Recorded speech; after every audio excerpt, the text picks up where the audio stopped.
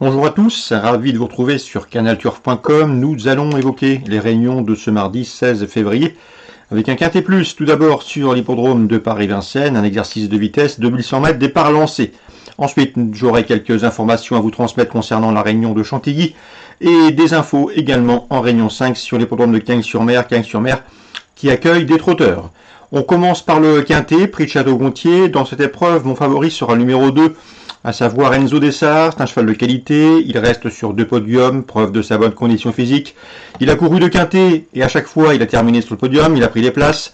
Le cheval est peut-être meilleur sur plus long, mais son bon numéro derrière les ailes de l'autostart, sa qualité et l'opposition qui est dans ses cordes doivent lui permettre ici de jouer les premiers rôles et pourquoi pas s'imposer. Il en a parfaitement les moyens.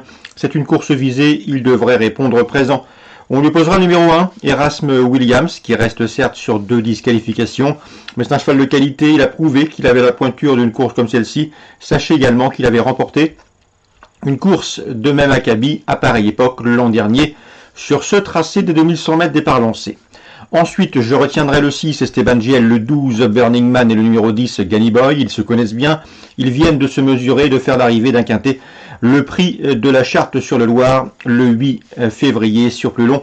Ici classant 2e, 5e et 4e. Esteban Giel devrait pouvoir confirmer, il monte en puissance.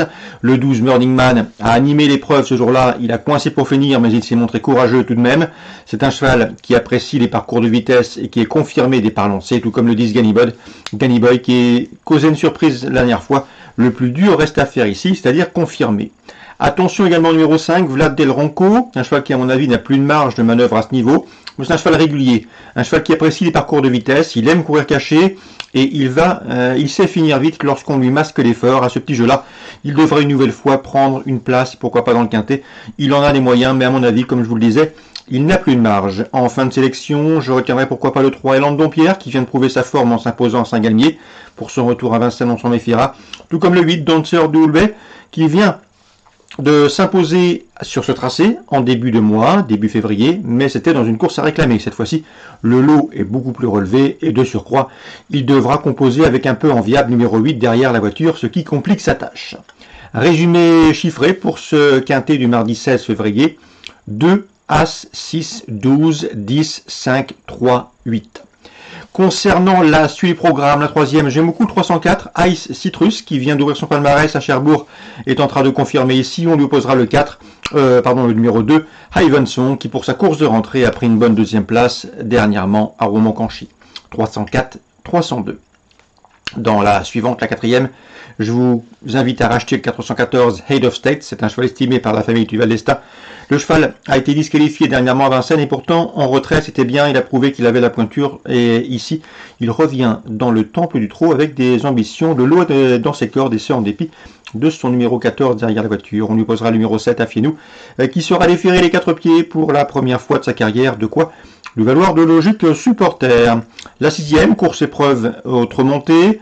Le 606 Fieldwell aura ma préférence, c'est un cheval qui a de la qualité, il a la pointure d'une course comme celle-ci, il peut ici en apporter la démonstration. On lui posera le numéro 4, Fameux Saxe, cheval de qualité qui a été préservé par Christophe Hamel, son mentor. Et le cheval ici devrait en appeler de sa récente disqualification, il a prouvé lui aussi qu'il était compétitif à ce niveau. Donc le 606 pour une confirmation, le 604 Fameux Saxe pour un rachat. Concernant Chantilly, la deuxième, j'aime beaucoup le 201 Miss Belief qui reste sur 2 places de deuxième à ce niveau, c'est-à-dire dans le réclamé. Confirmation entendue, on lui opposera le 202 Park of Diamond qui dispose d'une belle chance théorique. On passe à la quatrième avec le 404. C'est Zemindari. Il a 9 ans, mais il est toujours un gant. Il vient d'ailleurs de s'imposer sur la PSF de Lyon-la-Soie ici. Dans cette course à réclamer, sa chance est évidente, tout comme le 401.